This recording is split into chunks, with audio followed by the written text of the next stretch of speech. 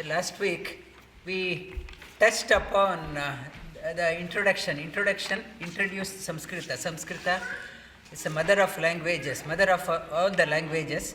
How it has enriched various languages around the world. We saw that one. And the Samskrita, it's from Europe, Persia, and Asian languages, Indian languages. How it has enriched all the languages. And last week, Uma Maheshji touched upon the Akshara. The Samskrita has 51 Akshara. He mentioned 50, I say 51.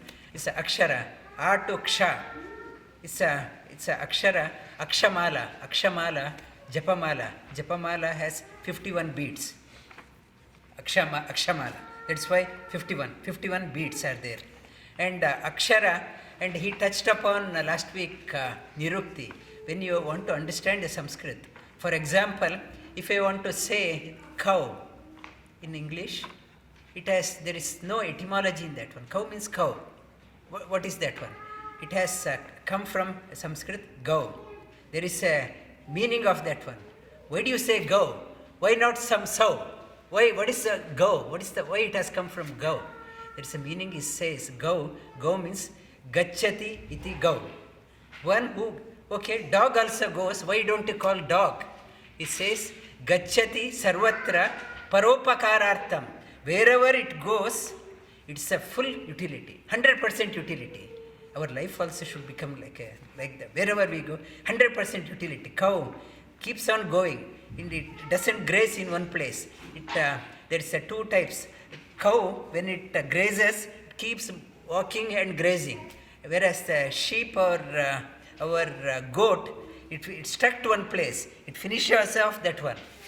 Whereas cow keeps on eating and going. Wherever it goes, 100% utility, from cow dung and milk, and 100% utility. That's go. That's nirukti. That to understand whatever word is there is a meaning behind that one. Like a painter, it's Vijay Bhaskar, he mentioned, whatever there is a meaning, hidden meaning is there.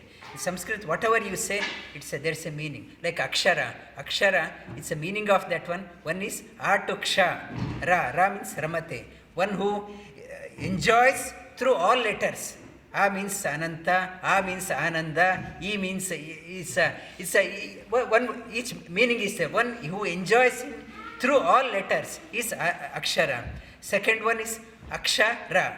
Aksha means eyes. One who enjoys through the senses is called as Akshara. And another is Akshara. Kshara means distraction. No distraction. Always there. Akshara. It's Akshara. And Akshara means Prakriti Tattva, Lakshmi Tattva. It's a meaning, it's infused with the meaning. It is not the shortfall in the language, it is tests our ability. Whatever your stamina, go deeper. You see the new dimension. You discover the new dimension. That is the greatness of Samskrita. And we will see that new dimension from Uma Maheshji, that how it has enriched. When you understand Sanskrit, you appreciate yourself, appreciate the scriptures. How great. Thank you. Over to Uma Maheshji. Just let us chant Om. Om.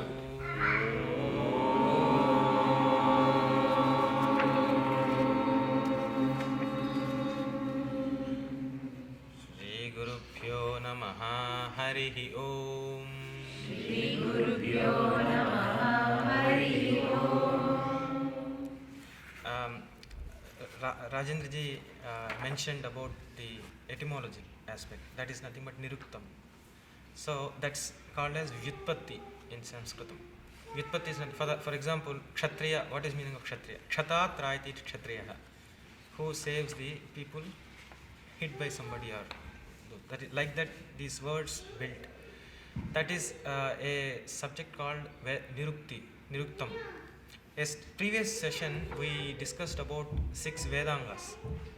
Why actually Sanskritam is a written language? Can we write really Sanskritam? Or do we really have 51 or 50 or 64 letters? This is a question. But there were answers, but those things. That's why I have distributed the Brahmi related, how it evolved, as well as there is a ISO 15919 standard, all Indic languages, how they evolved based on the Varna Matrikas. So here, actually in one system, La is added. That's why 51, in our chakras also we add 51 letters.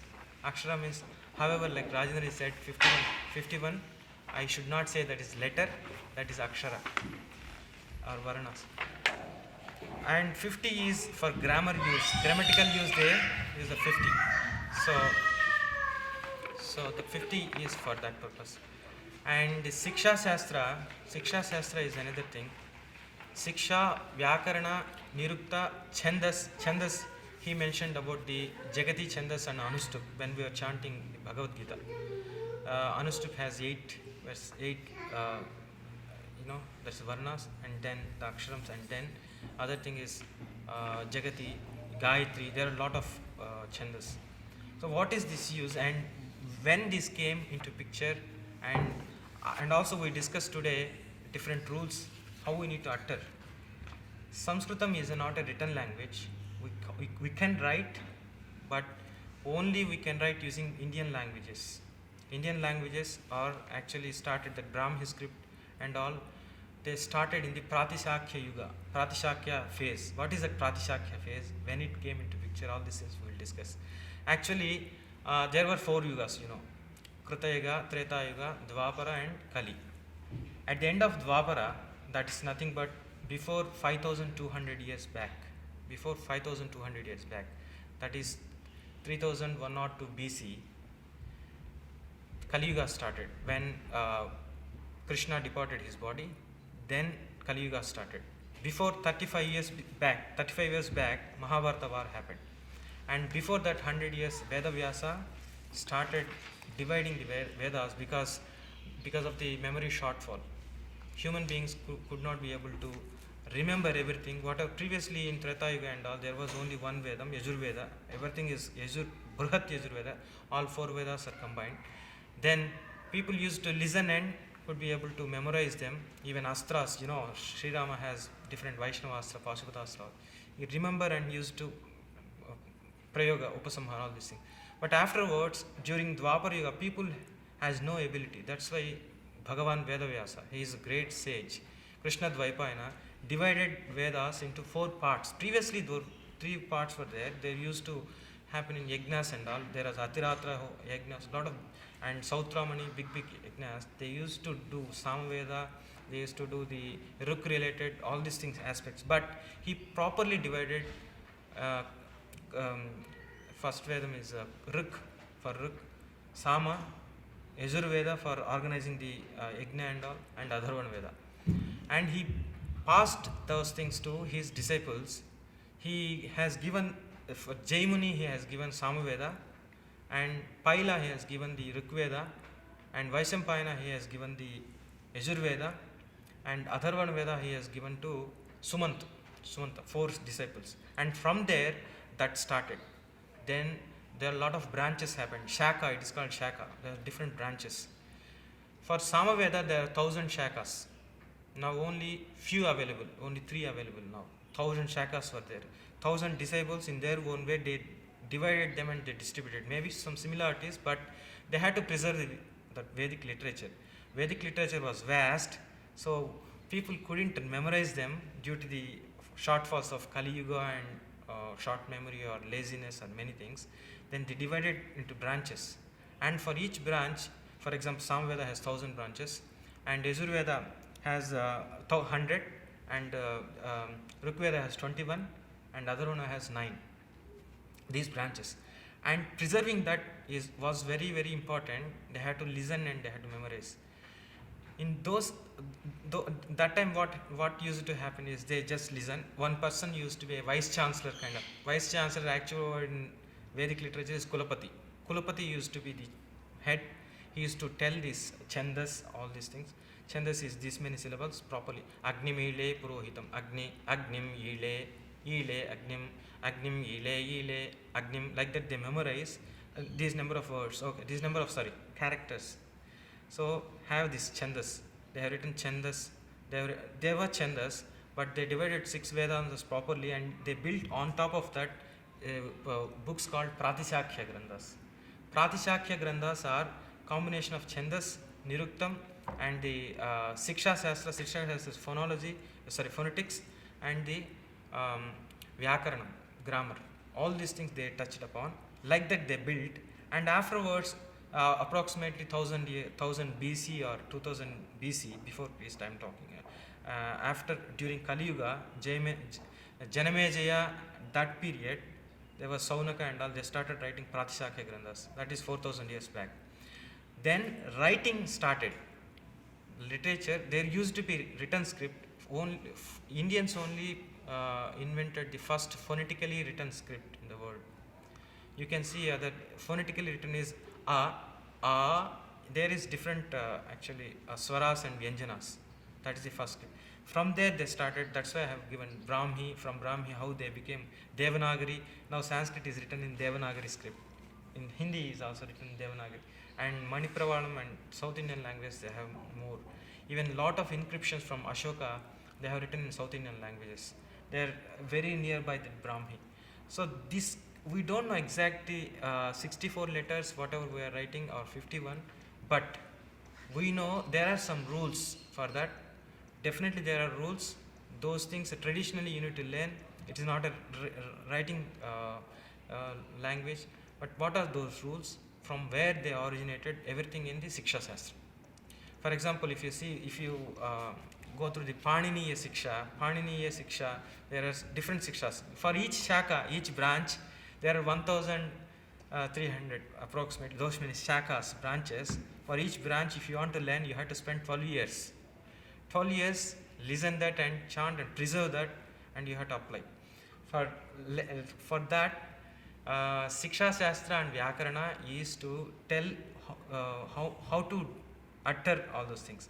And Chandas and Niruktam tells you what is the meaning. And application is Jyotisha and Kalpa Shastra, how to apply those things. This was the division. Now, our focus is mainly on Siksha and Vyakaranam for learning grammar. That is the traditional way. Non-traditional way is you can write in any, like you can take Devanagari script and write it, but it is not written.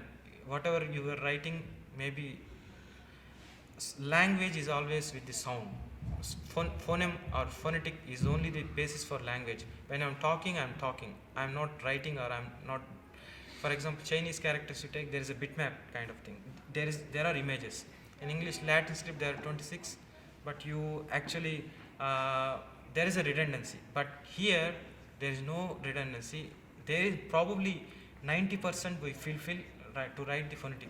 So today what we will do is, we just say, I think previous session, like previous to previous, we discussed about the Varnotpatti Sthanams. Varnotpatti Sthanam is nothing but from where we origin. Rajendra also mentioned, if you can't spell Kha, there is some problem. If you can't spell Kha, there is something. Alprana, Mahaprana, what are those rules and all. So just we chant something today, and probably next time we'll expand these things. The first thing is, there are actually some sutras. Akuha Visarjaniyanam. Can you tell with me one line? Akuha Visarjaniyam Kantaha. You just observe that. Akuha Visarjaniya. A is A. A is this entire sutra says, so sutra is nothing but a formula kind of exact word, formula, mathematical formula kind of thing. You can do, you can understand that if you expand it by vritti or. So akuha a is coming from kantha. Kuha kavarga, kakha gaganya, they are coming from here, but nya is separate case. We'll discuss later. Ka kha ga kha. Just try to produce that sound. Don't say ka. It is k plus a. If you add ka, it becomes k plus e ki. It becomes like that. They arrange that framework. So k comes from kantha. If you are coughing, from where it comes from here. So that is kantha. And ga. these are called savarnas. Why these, even though they coming from Kantya, one place, why they are ga, why they are kha, why they are kha? Again, there is another sutra. It says there is a alpa prana, mahaprana. There are different aspects are there. Actually, those things we'll discuss later. We'll experiment that. Then you can feel. Then we start writing them. That's actually more meaningful in Sanskritam. So that is akuha visarjaniyanam. Visarja is nothing but you just exhale during that. That is visarga. Visarga is nothing but ha is different, is different. That's why specifically they mentioned ha cannot be replaced as is nothing but, it should be pronounced in Siksha Shastra. They say it should be pronounced as little serpent, small serpent. It can't actually hiss, but it try to hiss. How the sound comes, like that you should hiss. You should pronounce. That is and ha is different. So this is called visarga. So these all visarga also come from Kantha. That is the sutra. So the sutra says akuha visarjaniyam kantaha. A, kavarga, ha, and ah. Ha also come from that place. Ha also come from Kantha only, but visarga also come from the Kantha only. And ichu yeshanam taluhu. Talu is nothing but you expand your jaw, that is talu. Talu is palatals. Ichu yeshanam. E is e, cha is chavarga, cha jajja. They come from here. Try to do that. Means don't think that sound and utter. Just put your mouth and utter some sound. Cha comes. You can't pronounce some other place. Cha jana. Yashanam. Ya, sha. These things you have to expand and say. E varga and cha varga, ya, sha. They come from Talu. And next is Rutu Rashanam Murtha. Ra is different. Ra is called Repa. Repa is different. Krishna. You just hold it and it is Krish. That is R. And Tavarga. Tavarga is Tathadana. Ta. So what is this Murdhanya is, you have to push your tongue upwards. Ta is for Amrita. There is some bija. There's you say, you have to push your tongue upwards and pronounce. Like that you have ta. So this is Riturasha. Little Asanam. Next is Kliptam. That is la. That is not the la. La is different. La and la, they are different. La is different. Kliptam. That la. Litul asanam. Ta is for tavarga. Tatha daddhana. Ta daddhana. They are dantyam. They are called dentals. Dantyam became dental. Again etymology. It's like from Sanskrit they came. Nasal became nasika, nasals. So there's a link. Here dentals, tatha daddhana, you have to push your tongue towards the dental leg and teeth, and you have to produce this sound. This is little asanam dantaha. You just practice them because you are all familiar with your own languages. You know, kachatatapa, kakha gana, chacha jijana, those all will be there. But from where you are producing that sound, you have to practice this properly. If you practice this, then we properly utter the Sanskritam, and also we try to write them afterwards. And also I'll say why these things came, and then Sanskritam, and I just conclude this with one word. Sanskritam has already we discussed Vyakaranam and Siksha. What is the use of Vyakaranam and Siksha? Vyakaranam, if you have a sentence, for sentence you can divide into words. In English, sentence called Vakyam. Vakyam you can divide as Padam. Padam is nothing but word. That Padam can be Padam can be divided into Varnams. Varna Shastra is called Siksha Shastra. How you need to utter, what is the Sandhi, how they transfer into this. We have for each character also, each Varnam also there is a meaning. Rajendraji said each Varnam has meaning. Gau, he explained. But how you pronounce makes difference. That's why he explained Akshara into A and Kshara. Akshara. Like that he divided. But how used to be divided is Udatta, Anudatta and Swarita and the other swaras. For example, you say Jeshtha, Jeshtha Yacha. If I say, that meaning is you are great. If I say Sarvo Anudatta or Jeshtha, that meaning is different. That meaning is brother. So they divided them. That sandhi used to happen akshara. That meaning is different. Akshara is meaning different. Like that they used to have. That's the use of Siksha Shastra. Siksha Shastra is very vast. They protected Vedam for more than 5,000 years without any written script, just passing with these rules. Those things we will discuss. Just touch base on these particular varnams and the places of origin, and next time we'll discuss more on this, and we'll